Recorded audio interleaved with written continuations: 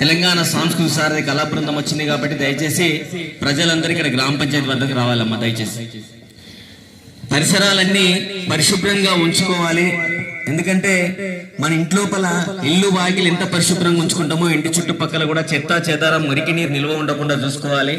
ఎందుకంటే దోమలు ఈగలు అభివృద్ధి చెంది అవి గుడ్లు పెట్టి వాటి సంతతిని పెంచి మురికి కాలం మీద వాలిన ఈగలు ఏవైతే ఉన్నాయో మళ్ళీ మనం వచ్చి తినే ఆహార పదార్థాల మీద వాలినట్లయితే ఆహారాన్ని మనం సేవించడం వల్ల మనకు వాంతులు విరోచనాలు అయి గావరై మనిషి చచ్చిపోయే పరిస్థితి ఉంటుంది. కాబట్టి దయచేసి ఇంకొక విషయం ఏంటంటే దోమల అభివృద్ధి మనం కుట్టడం వల్ల కూడా మనకు మలేరియా, డెంగ్యూ, చికెన్ గున్యా జ్వరాలు వచ్చి మనిషిని కదలలేని స్థితికి తీసుకొచ్చి హాస్పిటల్కి అయినా చచ్చిపోతాడు తెలియని పరిస్థితి ఉంది. కాబట్టి దయచేసి పరిసరాలని పరిశుభ్రంగా ఉంచుకొని ఇంట్లోపల తయారైన చెత్త చెదారాన్ని మిగిలిపోయిన అన్నాన్ని ఏదైనా కానీ తడి చెత్త పొడి చెత్త వేరు చేసి గ్రామ పంచాయతీ బండికి ఇచ్చి మీ ఆరోగ్యాన్ని కాపాడుకోవాల్సిందిగా సూచన చేయడం జరుగుతుంది. కాబట్టి ఎందుకంటే అనారోగ్యంగా ఉంటే ఇంటి పెద్ద మనిషి అనారోగ్యంగా ఉండి మంచాన పడిపోతే ఆ ఇంటి పరిస్థితి ఎంత దయనీయంగా ఉంటుందో మీ అందరికీ తెలుసు. ఆర్థికంగా కానీ ప్రతి రంగం లోపల మనం వెనకబడిపోతాం, పేదరికంలోకి నెట్టబడతాం. కాబట్టి దయచేసి ప్రతి ఒక్కరూ మీ ఆరోగ్యాన్ని కాపాడుకోవాలి.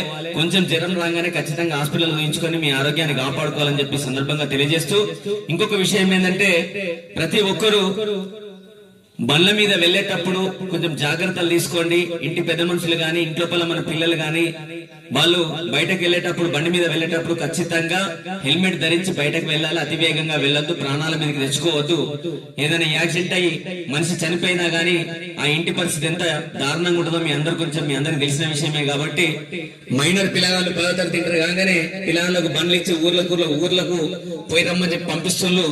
రేపు పొద్దున ఏమన్నా యాక్సిడెంట్ అయ్యి చచ్చిపోతే ఎంత దారుణంగా ఉంటది. ఒకవేళ పోలీసులకు దొరికినా గానీ మైనర్లు గిట్ట బండ్ల మీద దొరికితే ఖచ్చితంగా వారి మీద కేసు బుక్ చేయడం జరుగుతుంది. 25,000 జరిమానా విధించడం జరుగుతుంది. కాబట్టి దయచేసి ప్రతి ఒక్కరి విషయాలని గమనించాలని చెప్పి సందర్భంగా తెలియజేస్తూ తల్లి ఇట్రామా ఇడికి చూద్దా.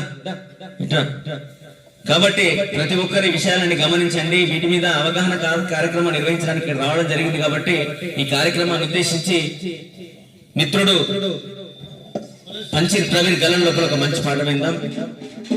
ఇంటి చుట్టుపక్కల చెత్త చెదారము ఈగలకు దోమలకు పక్క నివాసము. ఇంటి చుట్టుపక్కల చెత్త చెదారము ఈగలకు దోమలకు పక్క నివాసము. ఇంటి చుట్టుపక్కల చెత్త చెదారము ఈగలకు దోమలకు పక్క తెచ్చు కాలుష్యము మురికి నీరు దీనికి మూల కారణము. ఇంటి చుట్టూ మన ఇంటి చుట్టూ మన ఇంటి చుట్టుపక్కల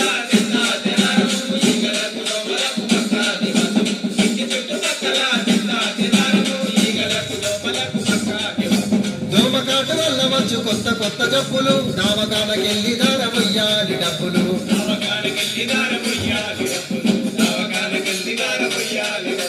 ఇల్లు వాకిలమ్ముకున్న తీరవయ్య అప్పులు. ఎందుకింత తిప్పలు తీసుకో జాగ్రత్తలు.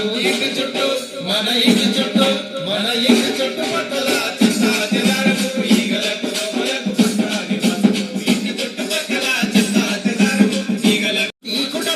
చేస్తాయి జీవనం. పాతటైలు కొబ్బరి పొందాలి ఆహారం.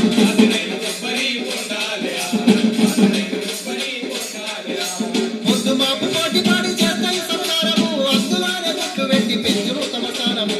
ఇంటి చుట్టూ మన ఇంటి చుట్టూ మన ఇంటి చుట్టూ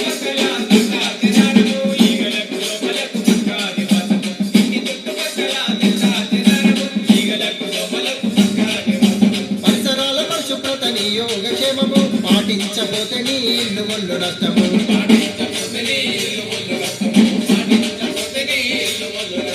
నీతోనే పాడాలి మార్పు పొందని నిజము. ప్రతి పౌరుడి ప్రయత్నంలో పరిమళించు గ్రామము. ఇంటి చుట్టూ మన ఇంటి చుట్టూ మన ఇంటి చుట్టుపక్కల